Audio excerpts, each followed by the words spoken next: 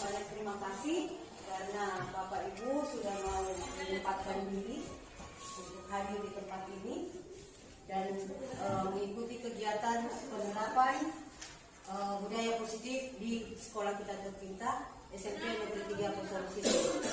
Jadi Bapak Ibu, saya di sini bukan bermaksud untuk menggurui, ya, atau misalnya saya lebih tahu daripada Bapak Ibu, tidak. Jadi kita sama-sama, ayo kita sama-sama belajar, ayo kita sama-sama berkolaborasi, berbagi untuk penerapan budaya positif di sekolah kita tercinta, yaitu SMP Negeri 3 Poso Pesisir. Nah Bapak Ibu, mengapa saya mengajak Bapak Ibu untuk berbagi, berkolaborasi? Karena penerapan positif budaya positif di sekolah kita tidak akan tercipta jika tidak ada kolaborasi di antara kita sesama warga sekolah. Nah, untuk itu kita lanjut di slide berikutnya. Nah, jadi yang akan saya bagikan di sini adalah pemahaman yang telah saya dapatkan di pendidikan guru penggerak, ya.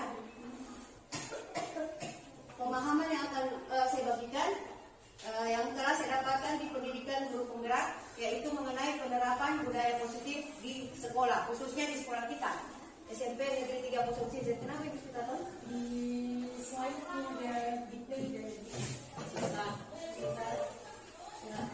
tidak usah apa-apa. Misalnya, atau baca. Oh, tidak kelihatan ya dari belakang? Tidak.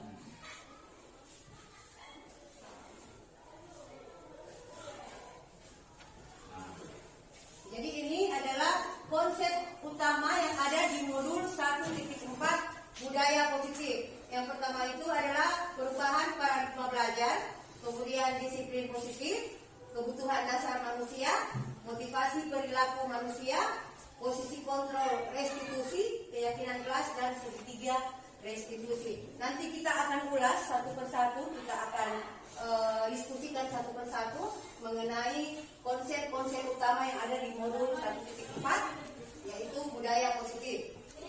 Ya, kita lanjut. Ya, ini pembelajaran dengan paradigma baru. Jadi pembelajaran dengan paradigma baru itu dirancang berdasarkan kebutuhan siswa untuk mewujudkan profil pelajar Pancasila. Jadi seperti yang kita ketahui bersama, sebelum-sebelumnya itu kita melakukan kegiatan pembelajaran itu secara klasikal. Artinya bahwa kita melakukan kegiatan pembelajaran dengan tidak melihat perbedaan siswa. Ya. Nah, pada pembelajaran dengan paradigma baru, apalagi kita sekarang sudah menggunakan kurikulum merdeka, jadi kita melakukan kegiatan pembelajaran itu dengan kegiatan pembelajaran berdiferensiasi. Artinya bahwa kegiatan pembelajaran yang kita laksanakan melihat keunikan siswa, keberagaman siswa, perbedaan siswa. Ya, jadi itu. Jadi yang untuk pembelajaran dengan paradigma baru itu kita seharusnya sebagai guru melaksanakan kegiatan pembelajaran dengan melihat kebutuhan siswa. Ya. Untuk apa ya? Untuk mewujudkan profil pelajar Pancasila. Mungkin masih ada teman-teman Ibu sekalian mungkin masih ingat 6 dimensi profil pelajar Pancasila. Ya. Ya, jadi yang pertama itu beriman, bertakwa kepada Tuhan Yang Maha Esa, dan berakhlak mulia. Yang kedua itu berkebinekaan global. Yang ketiga bergotong royong. Yang keempat mandiri. Yang kelima bernalar kritis. Dan yang keenam kreatif. Ya. Kemudian kita lanjut ke slide berikutnya. Nah, ini disiplin positif. Selama ini tentunya Bapak Ibu sudah sering mendengar kata disiplin. Yang terbersit di pikiran itu kalau mendengar kata disiplin itu berarti anak-anak patuh, anak-anak taat. Kalau disiplin. Nah, selama ini disiplin itu kita selalu mengidentikan dengan hukuman. Nah, sebenarnya selama ini kita salah pemahaman mengenai disiplin ini. Nah, seharusnya yang kita terapkan itu adalah disiplin positif. Dimana kalau disiplin positif itu anak-anak patuh atau taat berdasarkan kesadarannya. Jadi dia menumbuhkan kesadaran yang ada dalam dirinya, yaitu yang biasa disebut dengan motivasi intrinsik yang berasal dari dalam dirinya, bukan motivasi ekstrinsik yang berasal dari luar. Nah, disiplin positif itu merupakan salah satu cara untuk menumbuhkan kesadaran anak untuk melakukan sesuatu tanpa paksaan. Jadi biasa begini, kejadian di sekolah, bukan cuma di sekolah kita ya, sering di sekolah lain, anak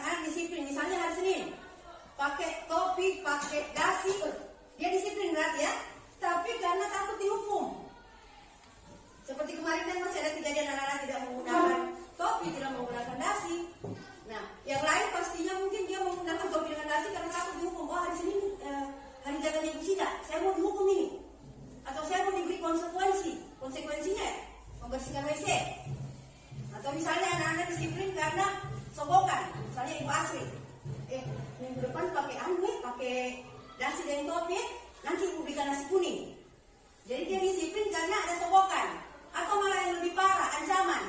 Hari Sabtu, Ibu Asri coba ancam, berani kau tidak pakai dasi dengan topi hari Senin, saya sikat kau. Jadi hal-hal itu yang masih sering kita lihat terjadi di sekolah-sekolah. Nah sebenarnya yang harus kita lakukan, kita sebagai pendidik itu berusaha untuk menanamkan disiplin positif yang tumbuh karena kesadarannya sendiri, tapi masih jarang ya kita lihat di sekolah kita yang anak-anak memang sadar, oh iya saya harus menggunakan topi dan dasi karena memang saya harus disiplin. Ya, baik kita lanjut. Nah ini kebutuhan dasar manusia menurut yang saya dapatkan ya, pemahaman yang saya dapatkan di pendidikan guru penggerak ada 5. Yang pertama itu kebutuhan bertahan hidup. Di sini kebutuhan bertahan hidup itu yang pertama misalnya contohnya kebutuhan akan makan, kebutuhan akan minum. Jadi kebutuhannya sandang dan pangan. Nah yang kedua adalah kebutuhan akan kasih sayang dan rasa diterima. Bapak Ibu mungkin sering melihat ada anak-anak kalau di sekolah mereka itu suka cari-cari perhatian. Ibu saya begini, Pak saya begini. Karena biasanya mereka tidak dapatkan itu di keluarga, di lingkungan keluarganya, tidak mendapatkan rasa kasih sayang, tidak merasa diterima di lingkungan keluarganya. Nah mereka biasanya akan mencari kebutuhan itu di sekolah. Nah kita sebagai guru harus pintar-pintar melihat, oh anak ini memiliki kebutuhan akan kasih sayang dan rasa diterima. Nah itu untuk kebutuhan kasih sayang dan rasa diterima. Kemudian kebutuhan akan penguasaan. Biasanya dalam kegiatan pembelajaran, saya rasa semua Bapak Ibu biasa melakukan diskusi ya dalam kelas, anak-anak diskusi. Ada biasa 1-2 orang anak yang tidak mau dikalah, maunya berkuasa. Nah itu pada saat itu kita sudah bisa mengidentifikasi bahwa anak tersebut memiliki kebutuhan akan penguasaan, maunya berkuasa. Ya. Kemudian kebutuhan akan kebebasan. Nah ini masih berhubungan dengan aturan tadi, aturan yang ada di kelas atau aturan yang ada di sekolah. Anak-anak itu terkadang kita temui tidak mau masuk dalam kelas, mendingan di luar. Karena mereka memiliki kebutuhan akan kebebasan tadi, tidak mau terikat aturan dan dalam kelas. Itu kebutuhan yang keempat. Kebutuhan yang kelima adalah kebutuhan akan kesenangan. Nah ini tugas saya kita sebagai guru berat di sini, kebutuhan akan kesenangan. Kenapa saya katakan seperti itu? Biasanya anak-anak kalau dalam kelas, saya pernah mendapatkan itu, kita asik mengajar, dia asik juga main game, dia asik main HP atau bermain yang lainnya. Karena ternyata saya sebagai guru pada saat saya mengajar tidak membuat suasana kelas menyenangkan. Jadi anak bosan. Istilahnya sekarang anak muda sekarang itu boring dalam kelas, yang mendingan main game. Padahal sebenarnya itu merugikan dirinya dan merugikan orang lain. Karena pada saat yang sama dia main game, teman-temannya terganggu. Dia juga rugi karena sudah tidak mengikuti pelajaran. Tapi saya berharap ke depannya kita semua para guru SMP dapat melaksanakan kegiatan pembelajaran yang menyenangkan dan akhirnya anak-anak tidak keluar masuk lagi. Anak-anak bisa fokus pada kegiatan pembelajaran. Kita lanjut Bapak Ibu. Nah ini dari kebutuhan dasar tadi maka muncullah motivasi perilaku manusia. Jadi dia berperilaku karena adanya kebutuhan dasar yang harus dipenuhi. Nah, motivasi itu sendiri adalah merupakan dorongan yang muncul pada diri seorang baik secara sadar maupun tidak sadar untuk melakukan tindakan dengan tujuan tertentu. Nah, dari definisi ini kita bisa simpulkan bahwa motivasi itu adalah dorongan. Nah, dorongan itu sendiri ada 2, satu dorongan dari dalam dan satu dorongan dari luar. Ya. Kemudian jenis-jenis motivasi ada 3. Jadi seseorang melakukan sesuatu karena dia menghindari rasa tidak nyaman dan hukuman. Ya. Jadi dia termotivasi melakukan sesuatu karena menghindari hukuman dan rasa tidak nyaman. Ada anak-anak kita, ya, dia terpaksa untuk disiplin karena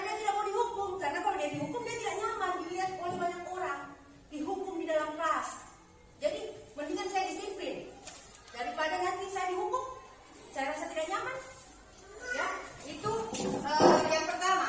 Kemudian yang kedua, seseorang melakukan sesuatu karena ingin mendapatkan imbalan atau penghargaan.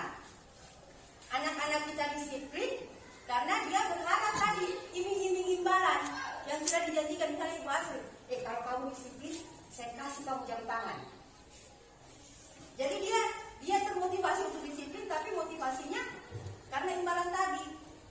Berarti motivasinya berasal dari luar, ekstrinsik. Kemudian yang terakhir adalah seseorang melakukan sesuatu karena menghargai nilai-nilai kebajikan dalam dirinya. Jadi murid kita melakukan sesuatu, dia disiplin karena dia sadar, oh hari Senin memang saya harus pakai topi dengan dasi. Tanpa harus misalnya dia mau takut dihukum atau misalnya berharap sokongan, tidak. Nah ini yang kita harapkan sebenarnya Bapak Ibu, ini yang kita harapkan ke depannya terjadi di sekolah kita.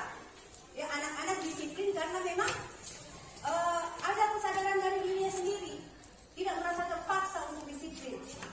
Nah, otomatis dengan begitu kita berhasil menerapkan budaya positif di sekolah kita, khususnya ke anak-anak kita.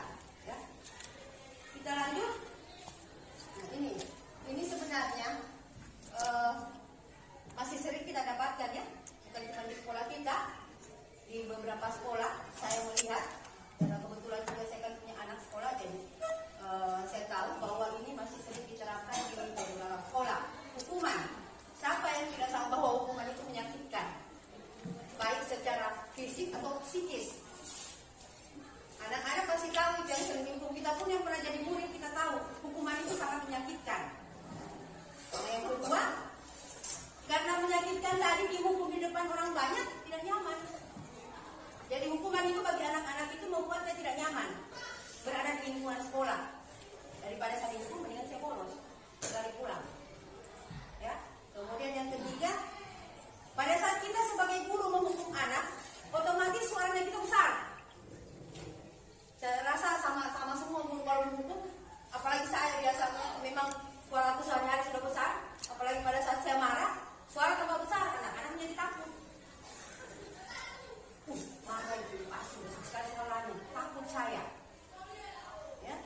Kemudian, nah, jika kita sering menghukum anak-anak itu kan menganggap hukuman menyakitkan, gurunya menakutkan, otomatis dia akan belajar. Daripada saya dihukum, lebih baik saya sembunyi kesalahanku. Tuh, kan tidak dapat tahu, tidak ketahuan guru, tidak dihukum. Tapi secara tidak langsung, secara tidak sadar, kita sebagai guru telah menumbuhkan salah satu sifat tidak terpuji atau nilai-nilai kebajikan. Ini bukan nilai-nilai kebajikan, yaitu jujur. Nah, sifat tidak jujur itu jelas sekali bertentangan dengan 6 dimensi profil pelajar Pancasila, yaitu beriman, bertakwa kepada Tuhan Yang Maha Esa, dan berakhlak mulia. Di situ di berakhlak mulianya. Karena kita telah menciptakan anak dengan sifat tidak jujur. Ya. Kemudian murid menjadi rendah diri. Kalau menurut saya yang pada item ini, murid menjadi rendah diri ini sebenarnya yang paling parah akibat dari hukuman. Kenapa? Pada saat anak-anak menjadi rendah diri, anak-anak terganggu secara psikologis. Ya. Perkembangannya terganggu, mentalnya terganggu akibat dihukum tadi. Makanya sebisa mungkin saya mengharapkan kita bersama mulai berbenah diri untuk menghindari ini kata hukuman, karena ternyata akibatnya sangat parah. Sebelum-sebelumnya, sebelum ikut guru penggerak, saya bilang asik-asik saja, tidak masalah kalau saya cuma siapa semua berbuat salah. Tapi ternyata akibat yang ditimbulkan sangat parah. Yang ini yang terakhir tadi yang sangat parah menurut saya, ya, menjadi rendah diri, murid terganggu secara psikologis, terganggu tumbuh kembangnya. Nah, sementara hal tersebut bertentangan dengan filosofi Ki Hajar Dewantara, yaitu menuntun anak. Ya, kata menuntun anak sesuai kodratnya. Jadi tidak ada yang membuat kita, misalnya kita mau membuat anak ini menjadi rendah diri. Kalau berdasarkan dengan tujuan pendidikan Ki Hajar Dewantara. Nah, penghargaan. Kalau penghargaan ini dia sebenarnya beda-beda tipis dengan hukuman. Cuman hukuman kalau kita dengar sepintas, hukuman itu kayak mengerikan. Tapi penghargaan kayaknya positif ini penghargaan. Tapi ternyata tidak.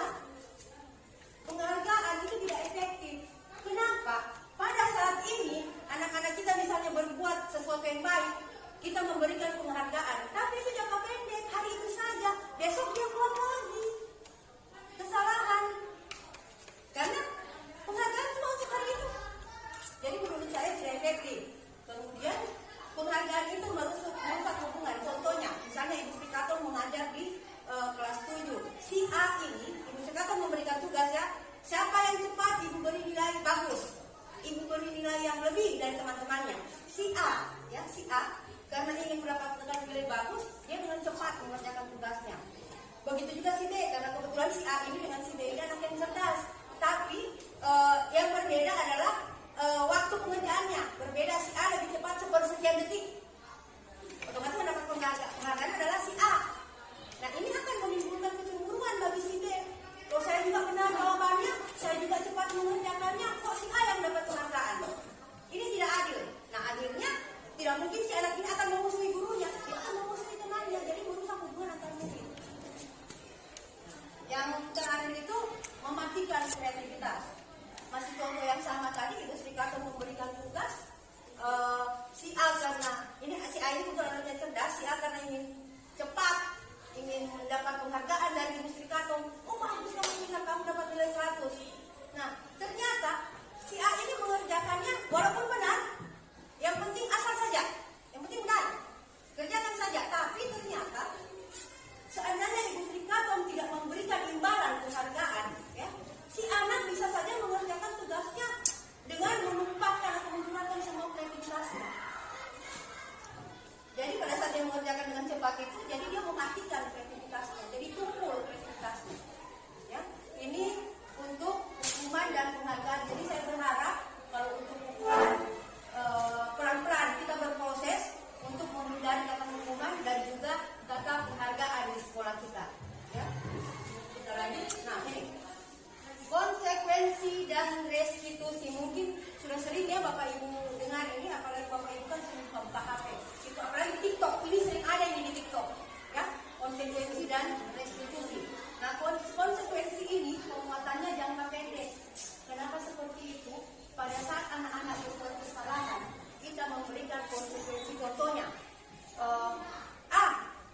karena kamu terlambat datang sekolah, silahkan kamu menulis saya tidak akan datang terlambat lagi 100 kali, ya.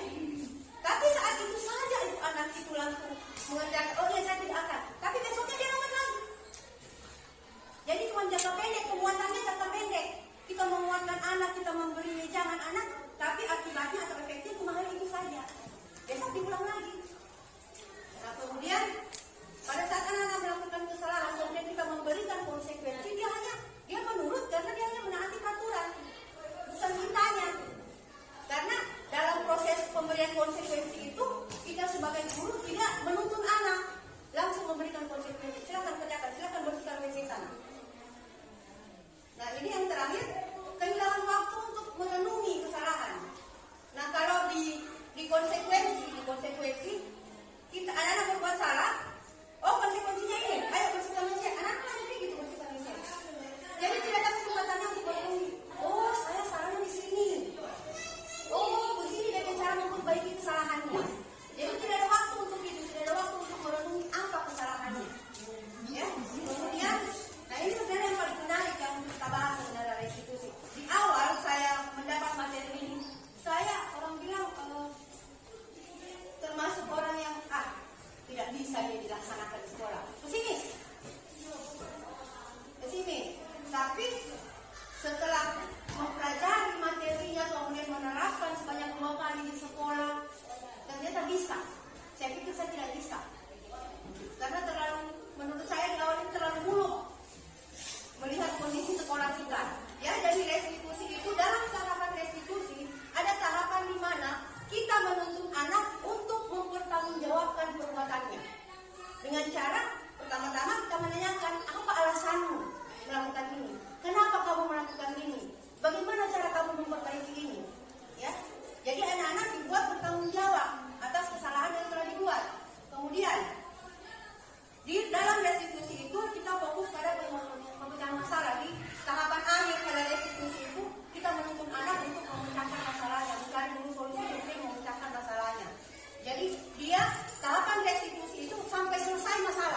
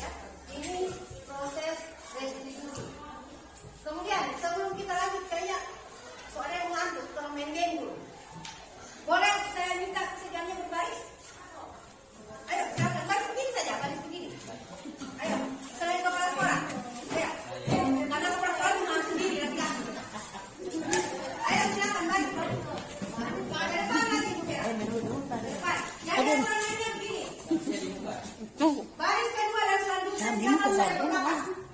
Silakan menghadap ke belakang. Ayo, silakan menghadap ke belakang. Yang ke depan saya akan memberikan contoh gerakan.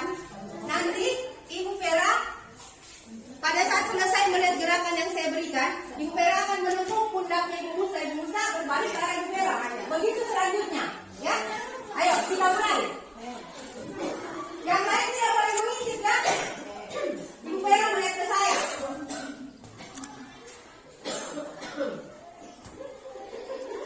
Berat, tembak, balik.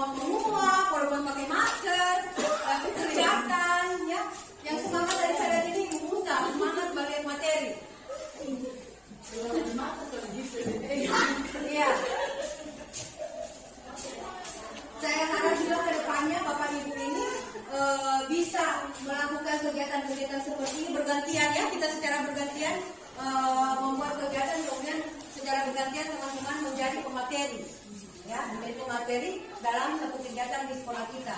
Itu adalah salah satu cara untuk meningkatkan kompetensi kita sebagai guru. Baiklah, sambil menikmati Bapak Ibu, saya lanjutkan ya. Saya akan saja itu. Ya, jadi pembina upacara terus. Oh, jadi pembina upacara. Oh, bisa. Oke. Nah, ini kita akan membahas pendekatan restitusi. Restitusi adalah proses menciptakan kondisi bagi murid untuk memperbaiki kesalahan mereka sehingga mereka bisa kembali pada kelompoknya. Seperti di kelompok ini, di kelasnya, di komunitasnya dengan karakter yang lebih kuat. Dosen 2004. Nah, ada pun ciri-ciri restitusi itu yang pertama dia belajar dari kesalahan. Seperti yang sudah saya sentil-sentil di awal tadi, bahwasanya dalam restitusi itu kita sebagai guru menuntun anak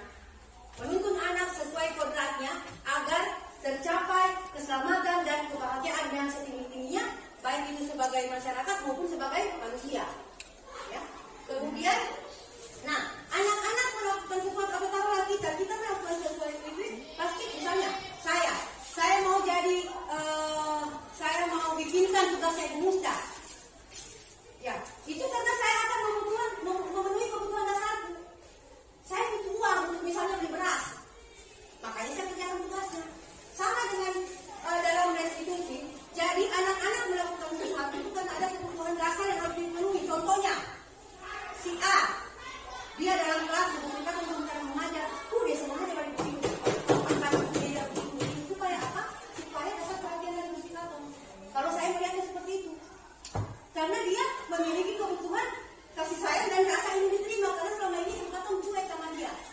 Ini contoh ya, ibu kata cuek sama dia karena mungkin dia tidak menonjol dalam kelas, lebih banyak diam. Nah, tapi ternyata pada saat dia membutuhkan itu, membutuhkan kasih sayang dan rasa ingin diterima, dia apa-apa itu meja, akhirnya ibu kata menolehlah ke dia.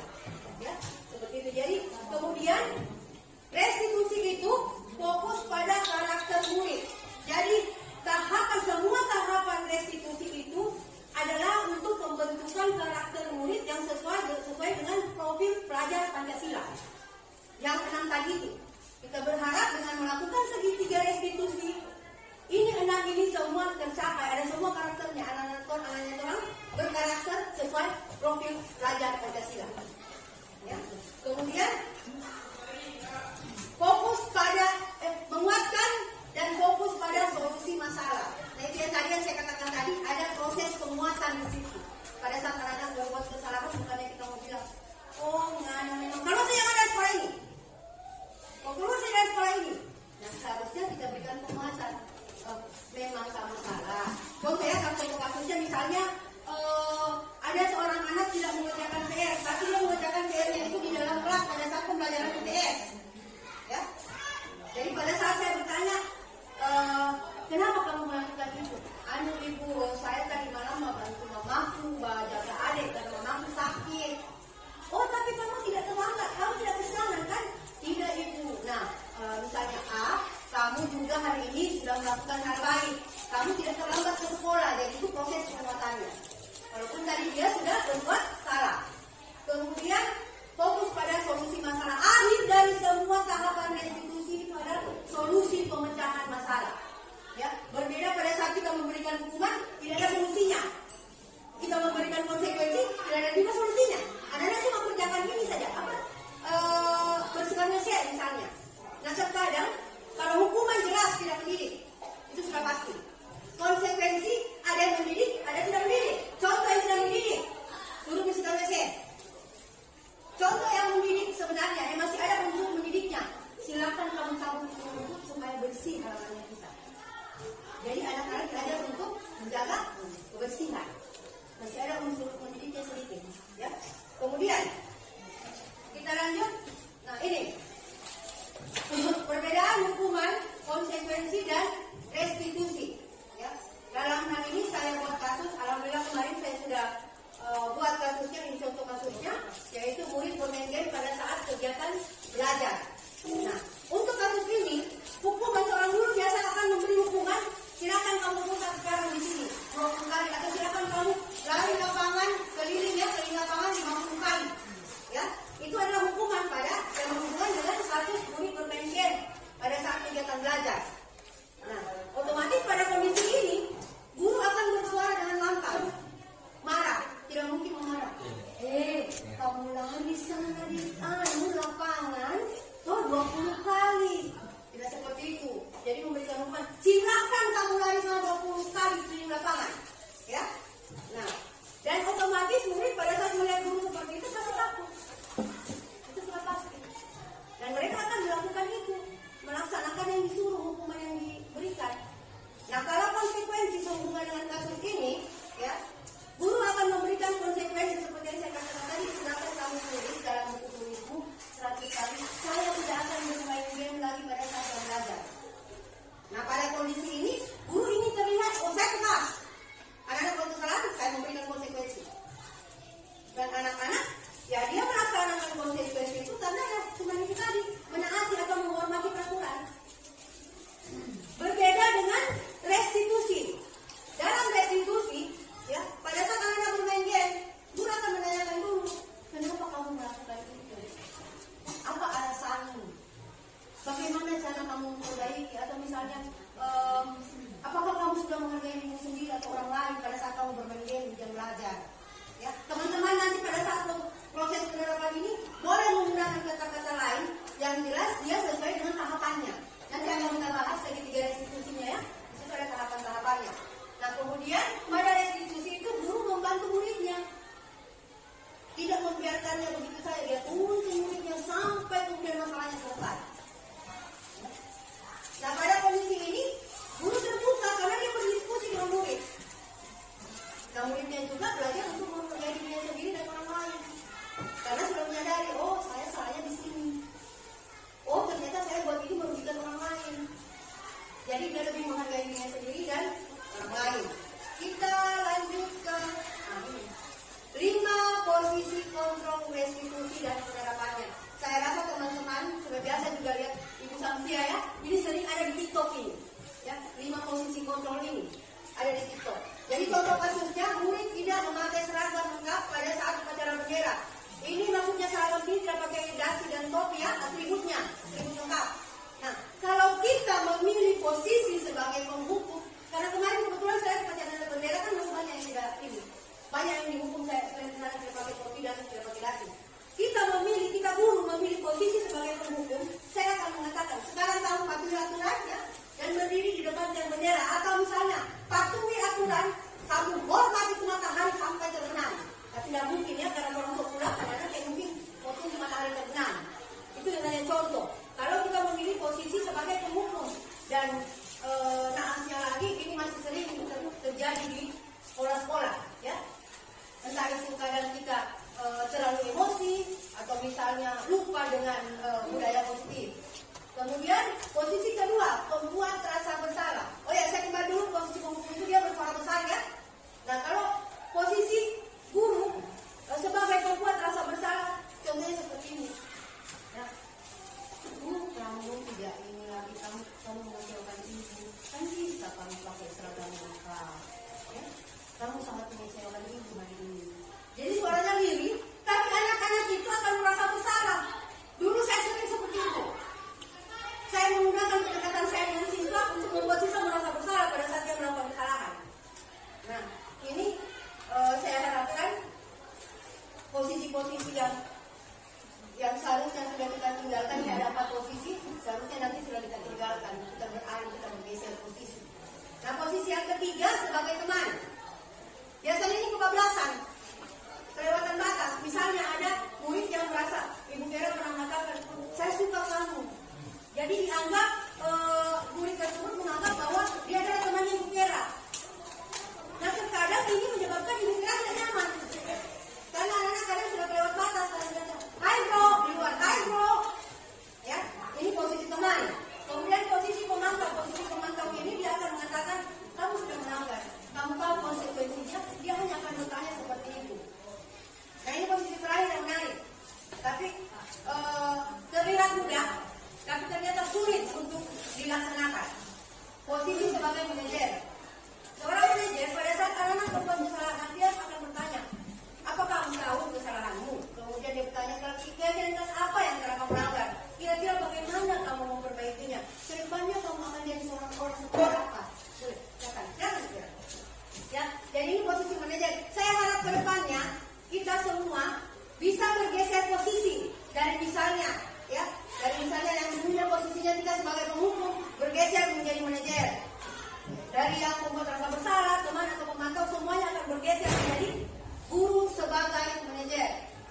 Ya. Dengan menggunakan nantinya yang akan kita bahas selanjutnya di segitiga restitusi. Nah ini keyakinan kelas. Saya pikir kemarin ini MPPG ini sudah belajar ini. Nah, ternyata belum. Nah, untuk di sekolah kita keyakinan kelas itu alhamdulillah sudah 4 kelas yang membuat keyakinan kelas. Ya, sudah 4 kelas. Masih ada 2 kelas itu, kelas 8 itu Ibu Sida dan Pak Adis belum ada keyakinan kelasnya. Nanti bisa dibuatkan setelah melihat ini. Jadi pembuatan keyakinan kelas itu berisi pernyataan umum atau pernyataan universal yang dibuat dalam kalimat positif. Contoh, ya, buanglah sampah pada tempatnya. Atau kalau untuk kata positif Ibu Sida, bahasa Indonesia untuk karena ada biasa keyakinan kelas dia menulis di situ jangan membuang sampah sembarangan atau tidak boleh membuang sampah sembarangan. Bisa diganti mungkin dengan buanglah sampah pada tempatnya atau jagalah kebersihan kelas. Ya. Jadi keyakinan kelas itu dibuat dalam kalimat positif. Ya. Kemudian, nah ini sesuai dengan kondisi kelas. Kondisi kelas di sekolah kita, kelas 7, 8, 9 saya itu berbeda. Tidak usah jauh ya, kelas 7A dan 7B. Jadi misalnya saya mau buat item di 7A, buanglah sampah pada tempatnya. Tapi di kelas B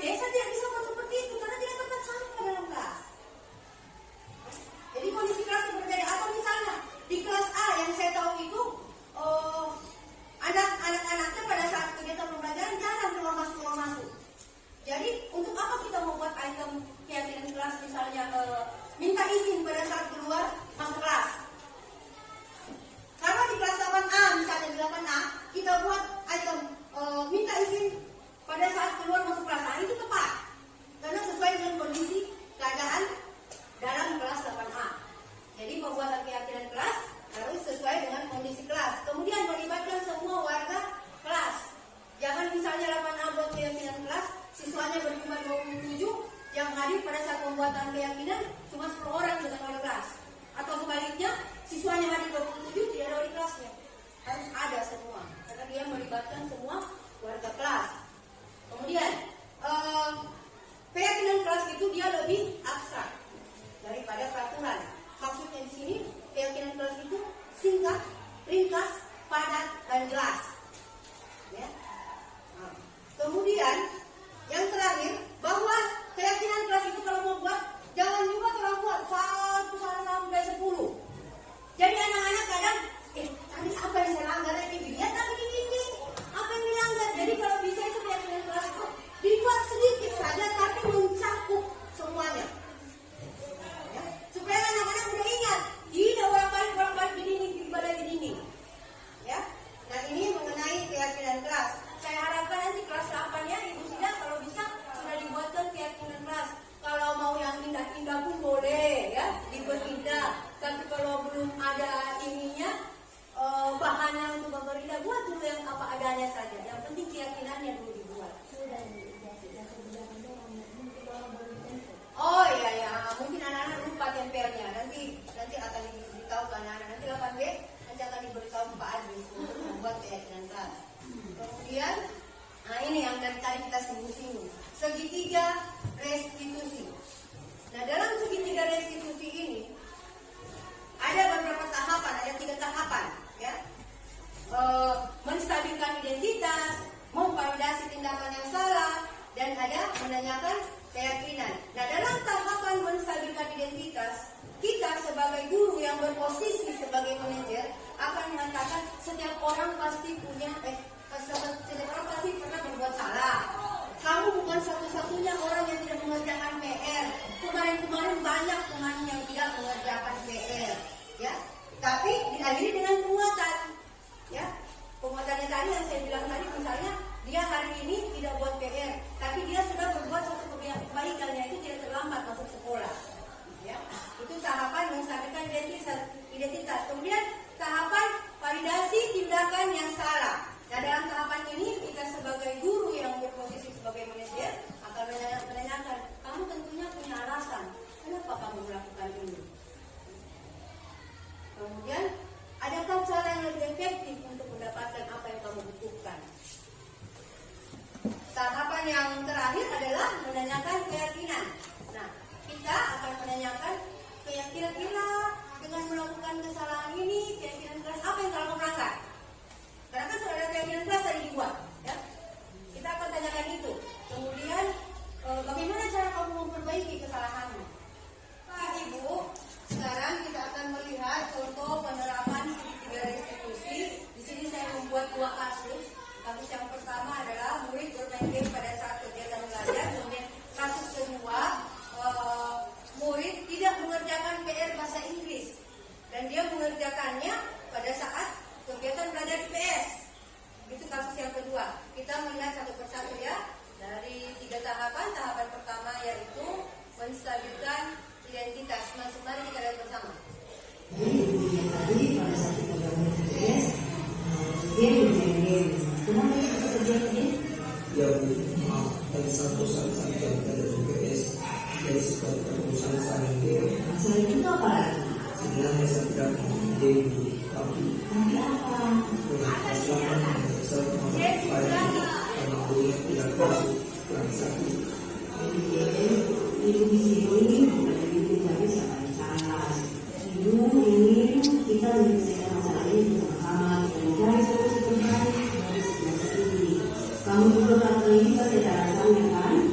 Pasti sudah dulu bermain game, tapi kamu tidak bersangkutan pada saat yang benar.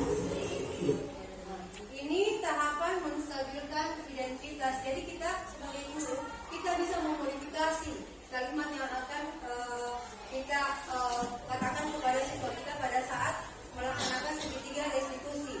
Yang jelas dia harus sesuai dengan kalimat yang ada pada setiap tahapan.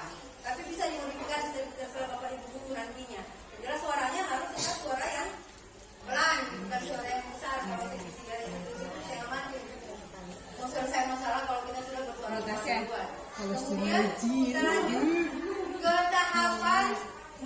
memvalidasi tindakan yang salah.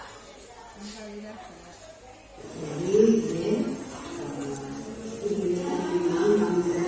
itu sampai kamu baca 3 bosan, ya, dalam kelas. Tapi yang kamu lakukan ini semua ada lagi, ya. Teman-teman sedang belajar, mereka merasa terganggu, dan kamu kasih suara semakin lebih baik. Dan itu saya mohon maaf juga sebenarnya kadang saya secara tidak sadar begini, ternyata anak-anak sudah takut duluan. Sebenarnya tidak boleh itu begini dengannya itu. Walaupun sebenarnya saya bukan marah itu karena kebiasaannya saya yang menggerakkan tangan. Karena pada saat ini meja jadi tak ketuk mejanya. Oke, jadi nanti anak-anak mau bilang, oh ini mau marah karena bunyi terus meja. Oke, kita lanjut ke tahapan menanyakan keyakinan. Dari sini inti dari semua masalah ya. Kira-kira apa yang harus dilakukan dari dia? Kita harus menghormati. Nah, kita kembali pada saat kamu main game tadi. Apakah kamu ingin informasi yang lain dari itu ini? Tidak boleh. Sekarang itu misalnya apa yang akan kamu lakukan untuk memperbaiki seperti ini? Jadi bisa minta maaf, bisa juga akan minta maaf kepada teman-teman sekolah dan berjanji tidak akan mengulangi lagi sekali lagi sama maaf. Nah, setelah permintaan maafmu diterima, sekarang kamu kembali ke kelas untuk siap mengikuti kewajiban selanjutnya. Dan jangan lupa lakukan yang kamu lakukan. Ya, saya berjanji sama seperti ibu. Terima kasih. Jadi, sebenarnya kedepannya kamu menjadi orang yang bermanfaat untuk orang lain. Jadi di situ ada background batu, kemudian dalam ruangan, karena itu kan dalam ruangan dulu ada tulis tadi mejanya, jadi dia batuk, jadi masuk suaranya datang video, ya. Nah, di situ tadi saya juga kalau Bapak Ibu perhatikan saya memodifikasi kalimatnya, tapi masih sesuai dengan tahapan-tahapan restitusi. Nah, baik, kita lanjut ke kasus yang kedua. Nah ini kasus yang kedua, siswa mengerjakan PR bahasa Inggris di jam pelajaran IPS. Nah ini tahapan menstabilkan identitas. Mari kita lihat bersama.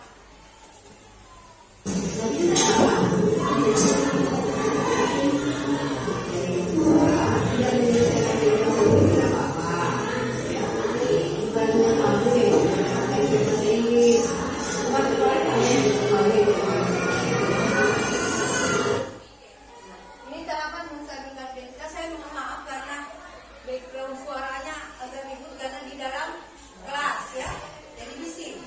Kita lanjut ke tahapan memvalidasi tindakan yang salah. Kita mau melakukan proses yang sama.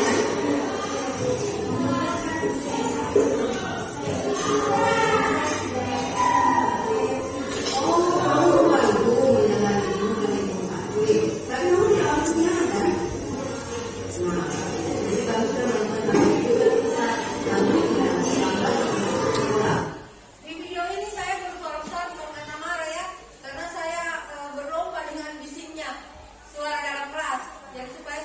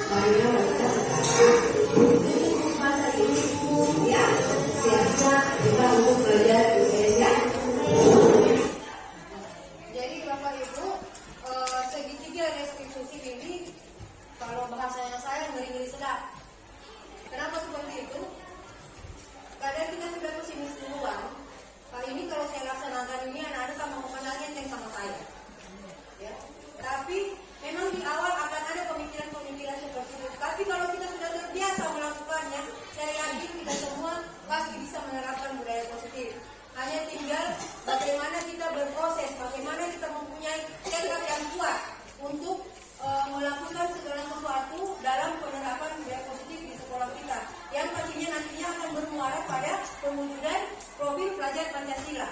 Nah, profil pelajar Pancasila di sekolah kita ini tidak bisa terwujud kalau tidak ada kolaborasi atau taruhlah dulu budaya positif. Budaya positif tidak akan ada di sekolah kita kalau tidak berkolaborasi. Kalau hanya misalnya kepala sekolahnya yang mau mewujudkan budaya positif tidak bisa. Misalnya hanya gurunya tidak bisa, misalnya hanya muridnya tidak bisa. Semua warga sekolah harus berusaha untuk menerapkan budaya positif.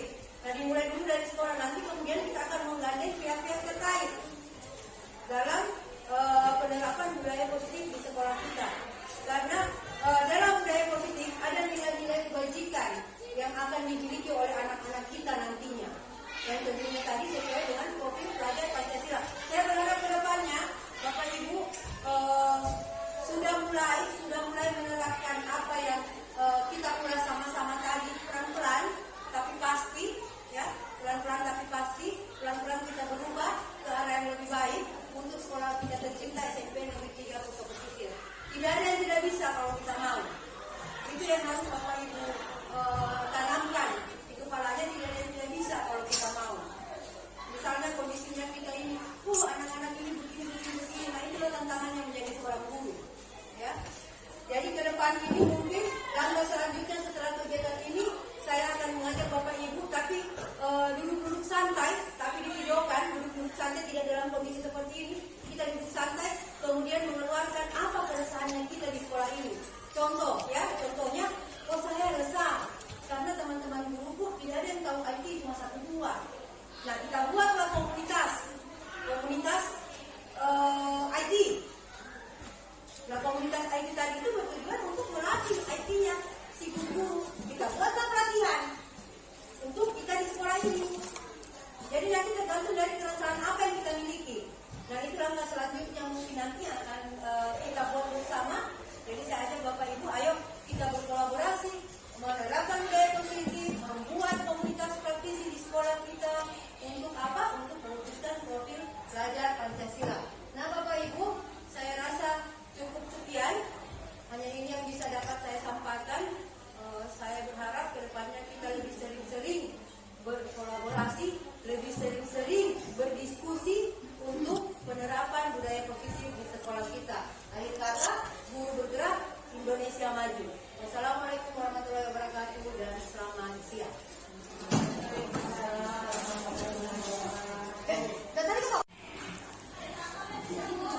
Terima kasih saya sampaikan pada Ibu Asri yang merupakan CGP dalam kegiatannya hari ini, yang sudah begitu luar biasa menjelaskan pada kami berbagai materi, misalnya disiplin positif, apa itu disiplin positif, kebutuhan dasar manusia, terutama itu mengenai restitusi. Luar biasa itu. Saya secara pribadi belum, nanti hari ini baru saya tahu itu apa itu restitusi. Dan terima kasih sekali lagi Ibu Asri yang sudah menjelaskan materi hari ini. Kiranya ke depannya boleh bisa berhasil menjadi calon guru penggerak. Terima kasih. Assalamualaikum warahmatullahi wabarakatuh. Selamat pagi. Saya Sri Kakon, rekan guru di SMP Negeri 3 Poso Pesisir. Hari ini saya menerima informasi baru yang sangat bermanfaat bagi saya. Jadi terima kasih untuk Ibu Asri dari Campo SE yang saat ini sedang mengikuti calon guru penggerak. Atas ilmunya, atas informasinya, semoga apa yang Ibu Asri berikan hari ini bisa bermanfaat bagi saya untuk lebih menghadapi lagi anak-anak dengan lebih baik dan bisa menjadi guru yang lebih baik lagi ke depannya. Sekali lagi terima kasih untuk Ibu Asri dari Campo SE yang sudah memberikan informasi yang sangat luar biasa bagi saya. Sekian dari saya, terima kasih dan selamat pagi.